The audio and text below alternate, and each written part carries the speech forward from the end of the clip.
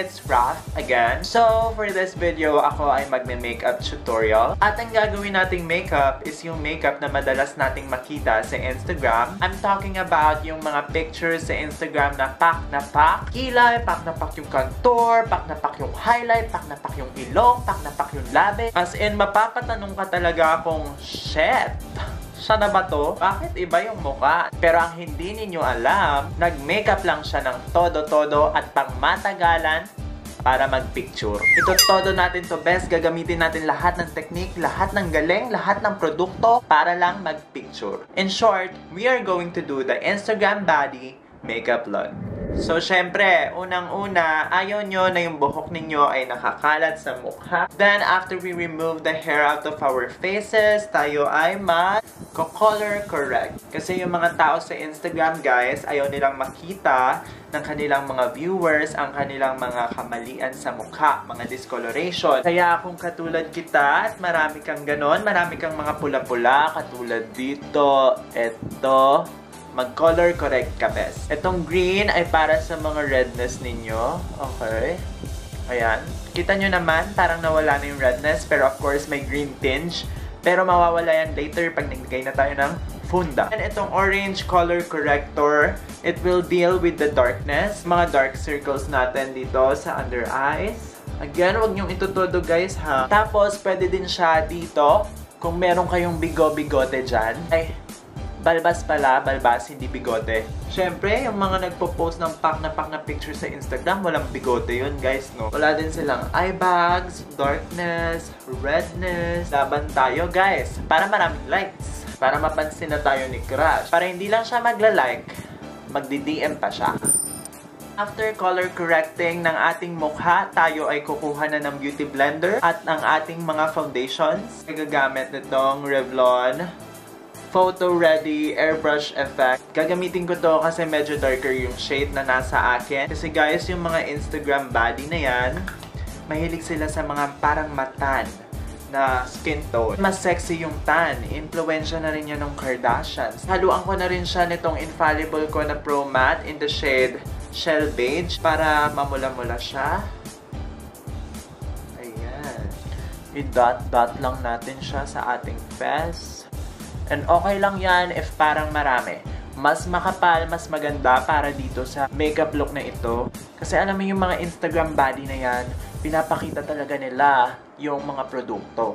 Parang sinasabi nila na, best, look at me. Dami kong makeup, dami kong funda. I'm so rich. Ganon. Ganon ang gusto nilang iparating. Then, i-blend-blend mo lang siya, best. I-blend nyo lang lahat. Lagi ko itong sinasabi sa inyo, guys, when using the beauty blender, dab-dab lang, okay? Iba-bounce-bounce nyo lang siya sa face ninyo para mas maganda yung finish niya. Wala yung mga streaks, yung parang mga linya-linya. Hindi tayo pad paper para magkaroon ng linya-linya. Don't forget your legs, guys, okay? Kasi nga, di ba gusto mo sabihin sa followers mo na mayaman ka? So, hindi ka nagtitipid ng funda. Ilalagyan mo pati leeg. So, anyway, define muna natin kung ano ang Instagram body. So, Instagram, of course, meaning nakikita sila sa Instagram. And then yung body came from the word bad kasi mukhang palaban talaga sila, guys. Tapos lagi silang nakaganto, guys, oh. Parang tinatamad, pero parang galit. So, ang tawag doon is the resting bitch face. So, meron na ngang bad. Next is yung D, came from the root word malandi. So, malandi kasi nga papakita ng balat yung mga Instagram bodies na to. Mahilig sila dun sa doggy filter tapos dila sila ng ganyan. Bad plus malandi equals body. Pagkatapos mo sa mala Instagram flawless foundation mo, bet, magko-conceal ka na. So, for my concealer, gagamit ako ng foundation ulit. Pero this works as a concealer kasi makapal siya. This is Milani Conceal Plus Perfect 2-in-1 foundation plus concealer. And then, dahil nga gagamitin ko siya pang conceal and not just pang funda, hahaluan ko siya ng mas maputing shade ng Sansan High Definition Foundation in the shade of Silk. Ang resulta is, alam nyo yung mga highlight ng mga Instagrammers na as in pack na pack, yung ang puti ng under eyes nila, tsaka ng noo nila, tsaka ng chin. Gagawin natin yun today, okay? Mix mo lang siya, best. Hanggang sa makakuha ka ng color na light. And then, yan. Yan yung ilagay mo sa iyong under eye. Gawa ka lang ng inverted triangle, okay? Huwag kayong matatakot. Hindi porket gumawa ka ng inverted triangle dyan, eh, Illuminati na kayo, guys. Hindi. Wala yung connection.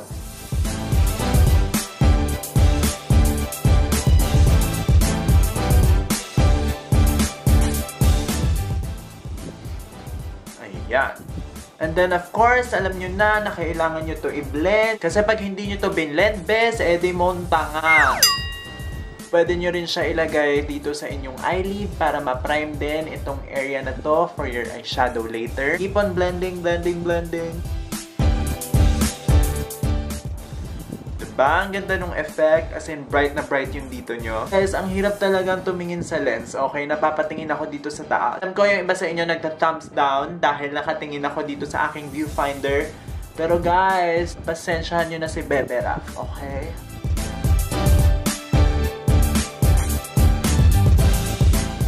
Be careful when blending your nose kasi ayaw nyong ma-spread yung product doon sa mga ibang places ng nose. Dapat dito lang talaga siya sa gitna para pak na pak ang ilong nyo. Instant nose job, ganoin.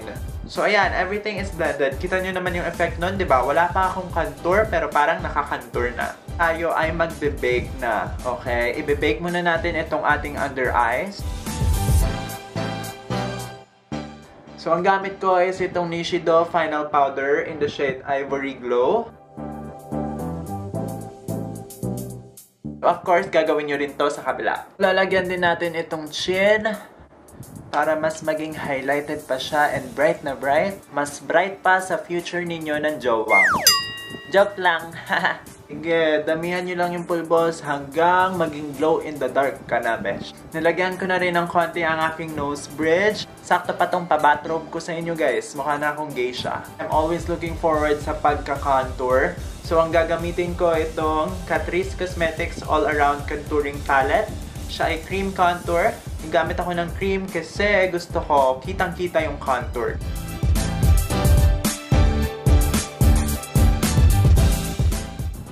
Guys, pag nagka-contour pala ako, hindi ko nilalagyan dito sa noo kasi maikli na tong noo ko.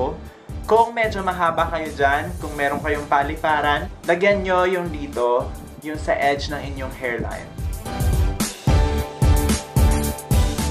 Now, in blending your cream contour, kukuha ka ng different beauty blender, okay? Hindi yung ginamit mo kanina na pinang-bake mo. Kasi pang-bake mo pa yun later. Hindi pa dyan natatapos ang ating pagka-contour. Since cream yung ginamit natin, medyo malagkit ang kanyang feeling. Tayo ay gagamit ng contour powder. Ito yung Anastasia Contour Kit. Gamitin natin to para iset itong areas na nilagyan natin ng cream contour. Patong-patungin mo na. Pakita mo na may pang-contour ka. Mamaya na ako magka-contour ng nose line kasi may gagawin tayo dyan na malupit. Tayo ay magbe-bake ulit, guys. Ibe-bake natin itong part na to para mas maging pak na pak palalo yung contour. Now, habang nagluluto ang ating mga binibake, tayo ay mag-move on sa pangkikilay. Ito yung BYS Brow Gel. At gagamit lang ako ng angled brush na maliit. Of course guys, yung mga Instagram body na yan, matataray ang kanilang mga kilay, okay? Hindi mo na tayo magpapanatch. Gawin yung matalim itong dulo ng inyong kilay. Gamit ka lang ng spoolie para ma-blend yung mga produkto all over sa iyong kilay. Tapos gumamit ka ng brow gel. Ito ay yung L'Oreal Paris Brow Artist Chisel Straight. And this is on the shade of black. Tapos i-go over mo lang dyan sa mga hibla ng iyong, oh my gosh. So, ayan na. Tapos na yung kilay natin. Gagawin ko yung the same technique dito sa kabila. Kung merong mga lampas-lampas na makeup product, lagyan ninyo ng concealer, okay? Para walang masabi yung mga haters ninyo. Yung mirror ko na favorite, yung pink. Nabasag siya. Nabasag siya ng best friend ko. So, yung eyeshadow palette na gagamitin ko is itong Fashion 21 color set. Set number 2, okay? Marami siyang mga brown shades. Ganyan siya. And would you believe, this is for only 349 pesos. Medyo peachy sa aking lids all over. Isang swipe ko pa lang to dito sa palette and sobrang pigmented na niya. I don't think I need na mag-dip pa ulit sa kanya. Kasi hindi ko natatandaan kung ano yung mga pinagagagawa ko sa kabila. So para maging pantay siya, sinusundan ko na siya kaagad. Okay, hindi ko muna ginagawa yung inuuna yung isang mata tapos tsaka na to, sabay sila, okay? Walang iwanan. Kasi alam ko yung feeling ng naiiwan. Tapos, kukuha ko nitong medyo bronzy color, pero dalawa kasi siya. Ito is may shimmer, ito matte. So, yung matte yung kukunin ko. At ilalagay ko siya dito sa medyo outer corner. Dab-dab lang muna, tapos tsaka ko siya isa-smoke out. So, lalagay din ako dito. Dab-dab and then smoke out. And now, kukunin natin tong Kylie na bronze palette. Ready shade, anong pangalan niya? Yung Tiger Eye na shade, para mas lalong mag-warm siya. Pero, we're going to mix it with the bronzite, okay? Yung Tiger Eye, tapos isang dab lang ng bronzite. And then, dito sa outer edges. Natin siya ilalagay. Again, Tiger Eye, dab ng bronzite. Laban best. And then, kumuha kayo ng mag-glitter na ginto. Ito yung Fashion 21 na eyeshadow kit. And sobrang gusto ko to guys. Napaka-pigmented. Sobrang ganda niya guys. Panglaban siya sa hubad na palette. Gold na to. Yan siya. Very shimmery.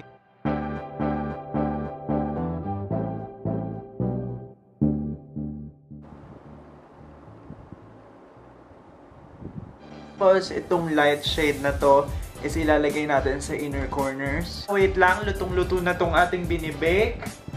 Kaya, ida-dust off muna natin tong mga powder na to. Okay, kanina pa sila.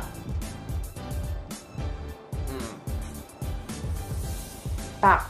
Brown eyeliner.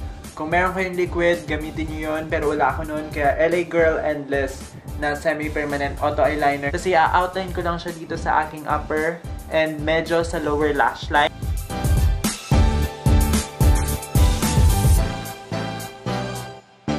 After that, maglalagay lang ako ng false eyelashes. I will be back, guys. Magno-nose line muna tayo kasi sabi ko sa inyo may gagawin akong malupet sa nose line. Okay. Gamitin ko itong brown na to. Medyo may gray undertone.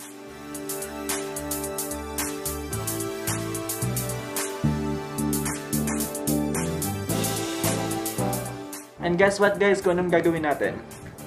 Hindi natin siya i-blend. Plakadong-plakado yung mga ilong. So, hindi na natin i-blend yung nose line natin. We're just gonna leave it as it is para pak na pak siya sa mga pictures. Now for our glow, gagamitin ko itong Mary Luminizer. This one. It's another tip para mas gusto nyong flashy talaga yung nakakasilaw na highlighter. Basahin nyo yung fingertips nyo. Konti lang, tapos tsaka nyo i-swipe, tapos tsaka nyo i-apply sa inyong face. Tingnan nyo, nakakagulat yung effect niya.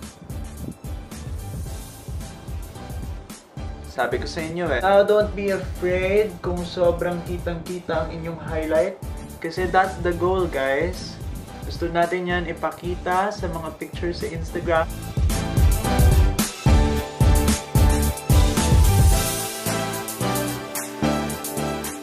So, for our lips, pag-mimix ko lang itong Everbilena Lippy na nasa shade of Polish and itong LOL na brown lipstick.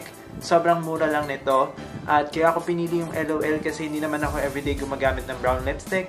Binili ko to for this look, so pak! Guys, magbibihis lang ako ng mga katulad ng sinusuot ng mga nag-i-Instagram. At susuotin ko rin yung pambansang accessory ng Instagrammers, yung choker. And I will be right back. That's when they smile in my face. Whole time they wanna take my place. Whole time they wanna take my place.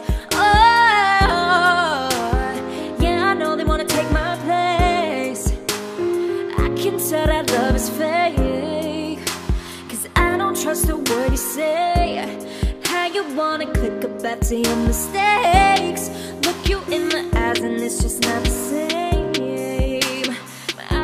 So, there you have it guys. Ito ang aking final Instagram baddie makeup look. Now, pwede na ako mag-take ng 1 million selfies at mag-edit at mamili ng isa lang para ipopost ko. So guys, if you like this video, then click the thumbs up button and also subscribe to me if you haven't already. And join my official hashtag Raf Squad. That's what I will call my subscribers, my Raf Squad. I love you so much. Mwah. I hope to see you guys on my other video.